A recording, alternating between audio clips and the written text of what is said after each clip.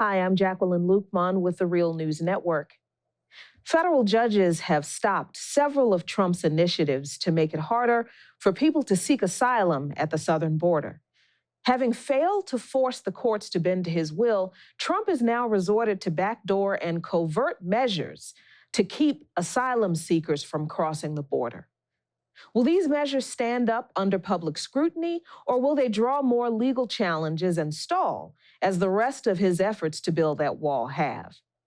Here to talk about this today is Helena Olea. Helena is an international human rights lawyer serving as Alianza America's human rights advisor. She is also a lecturer at the University of Illinois at Chicago in the departments of criminology, law and justice, and Latin American and Latino studies. Helena, thank you for joining me today. Thank you for the invitation, Jacqueline. So let's talk about the first of Trump's potential measures, which is the processing fee that he wants to impose on applicants seeking asylum. Now, critics say that these fees would put the process out of reach for many people, but in the presidential memorandum announcing the proposal, Trump said that the fee would not exceed the cost of processing the applications. Helena, what is missing from the presidential memo that we need to understand about this potential rule? Well, we are basically failing to understand the premise of asylum. Asylum is an international protection, so it is ludicrous to believe that it is possible to charge a fee. It is the commitment of the states to offer protection to any person who's fearing for their lives and who enter another country to seek the protection that they are not finding in their own country. It's not a matter of fees. Fees should never be charged in the case of an asylum application. So we're talking about an issue of human rights law, international law, and not necessarily an issue of how much of a fee is reasonable or how much it costs to process applications for asylum, correct? We are. There is an international human right to seek asylum. And it is precisely that part of the puzzle what the Trump administration is failing to understand. He seems to believe that seeking asylum is an option among many others that these individuals have. And so when he believes of different ways to trying to stop them from coming to the US, he's simply undermining the whole structure of the international human rights and international refugee law system. And that is a basic element of this discussion that is simply outside of his scope of understanding of this issue. So there's also mention in that presidential memo of eliminating the ability of asylum seekers to work through receiving a work permit while they're waiting for their asylum claims to be processed. Why is it important that asylum seekers be able to work while waiting for their claims to be adjudicated? And what problems are created if this ability to work is eliminated? There are two key elements. First, asylum seekers need to support themselves. They already struggle during those first 180 days where they do not have a work authorization. And so many of them end up depending on the networks, the family networks that they may have in the country, community ties, on civil society organizations that are trying to support them while they wait for that gap of 180 days. So if they will never be able to work, they will be dependent on others. They will be something that the Trump administration usually refers to, a public charge. That makes no sense. But on the other hand, and this is very important, these are individuals who are trying to move ahead with their lives. And so for them, from a psychological perspective, from their own well-being, it's very important that they have the opportunity to work so that they feel that they can support themselves, they feel they are productive, and they can integrate easier into the United States. Well, that should be in many of those cases the countries where they end up living the rest of their life. So that brings up an issue that is often raised by people who are opposed to the current immigration and asylum system, and that is that immigration seekers and asylum seekers would be potential drains on the public support system, that they would receive welfare, that they receive Social Security benefits. How true is that, especially in light of this rule change that Trump is trying to implement, where he would take away the ability of asylum seekers to work? It's contrary to what the evidence shows. Actually, what we observe is that migrants participate in the labor force at higher rates than the nationals of the country. So they want to work, they do not want to depend on welfare of any kind, and they understand the importance of working to integrate into the United States. But he seems to believe that many of the asylum claims are frivolous and that what individuals are actually seeking is a work authorization. And I think that, again, it is an incorrect understanding of the conditions of the country of origin and of the reasons why many of these individuals are coming to the U.S. I'm glad you brought up the conditions that people are fleeing in their countries of origin, because the other potential measures that Trump has suggested that are even more covert than the rules that were laid out in the presidential memo are these revised training guidelines for asylum officers. Apparently, the Trump administration has created a lesson plan for training thousands of Customs and Border Patrol agents to now hear asylum claims that are currently heard by U.S. Customs and Immigration Services officials who are specially trained in asylum and refugee law to determine whether a migrant has a credible fear of returning to their home country. The first question I have to ask you, Helena, is this normal procedure for a president to revise training guidelines and create lesson plans for federal agencies? There are lesson plans. So this is really an updating of an existing lesson plan. Mm-hmm. And in that sense, it is ideal that, public officials are well trained and that they understand the current also developments of immigration law so that they can apply the correct standards when they are conducting this screening process. The problem is the intention behind the changes that we see in this revised version of the lesson plan. What we observe is that in every single point what they are trying to do is to increase some standards, to add another possibility of considering other evidence or information that the asylum officer may have at hand, that the Border Patrol agent may have heard that person discuss with someone else before they get to the interview with the asylum officer, and consider all of those elements in the assessment of each of these individual cases. So the problem really is the intention and the content of this update.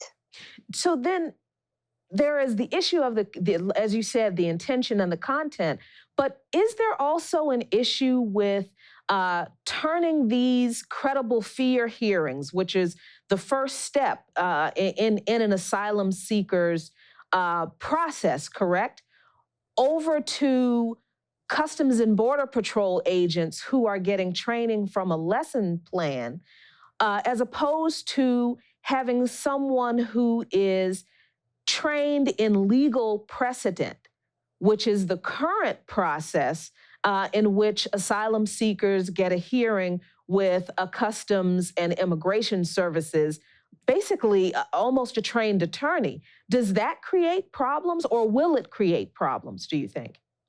It will definitely create problems. Border Patrol agents are not equipped, are not trained to conduct any form of credible fear interviews. And it is ridiculous to think that they can.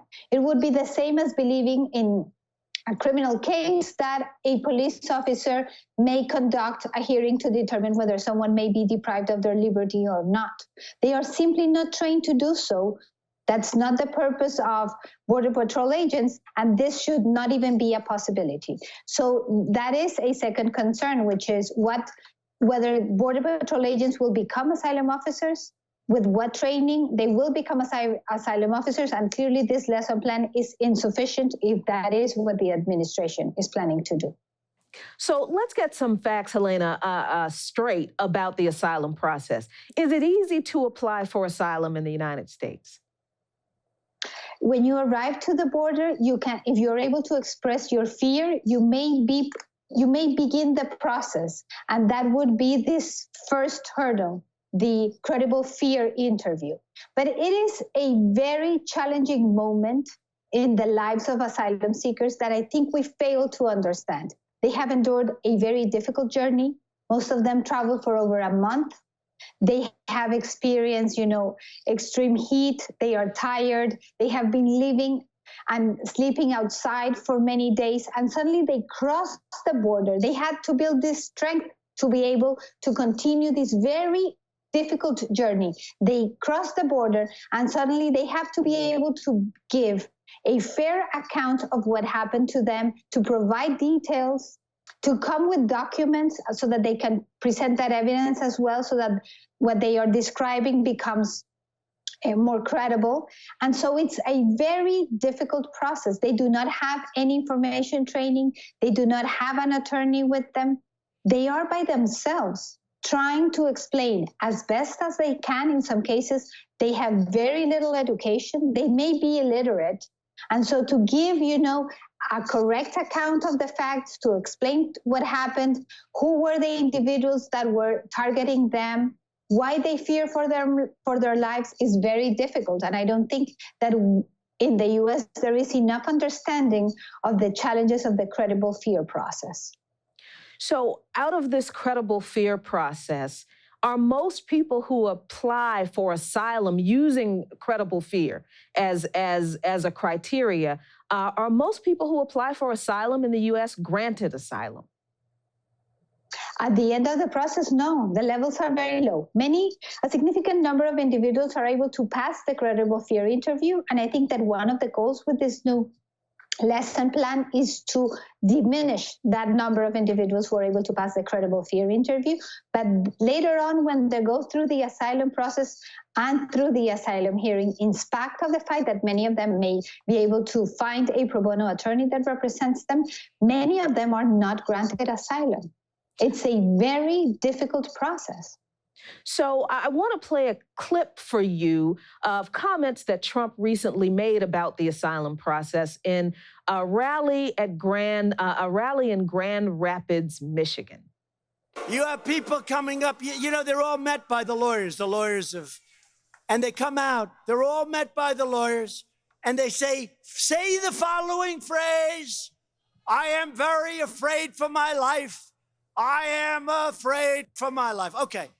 And then I look at the guy. He looks like he just got out of the ring. He's the heavyweight champion of the world. He's afraid for it. It's a big, fat con job, folks. It's a big, fat con job. So, Helena, I see you shaking your head and sighing heavily at his comments. Is this how the asylum process really works? No, this is not how the asylum process really works. And I just wish that he had the opportunity ever to, spend some time in a shelter close to the border, in one of the dining halls offered by religious organizations, where many of the people, as they are fleeing up north through Mexico, stop to have a meal, to take a shower, and to continue their journey. And what you would see is vulnerable individuals, many who are traumatized, who are really very scared. This is not a con job. This is not a journey that they take for pleasure. And you can really see their vulnerability. If you have the chance to talk to them, you understand the difficult conditions that they were facing back home and why they are running away, trying desperately to find the safety that they were not finding in their home country. So it's just ridiculous how he presents this element. Of course, in some places in the route, they do receive information and they understand what the institution of asylum is. We have to remember, for instance, that in the case of Honduras, only 30% of the children are able to begin high school. Okay, so the level of education is very low, and it's very important that they understand when they come to the US what is going to be the process. They do not know whether they're going to be detained or not. Since the rules are changing all of the time, they don't know whether they're going to be separated from their family members or not. So there are volunteers who are providing legal information. It is the right of asylum seekers to understand the process that they are going through, but this is not a con job of any sort.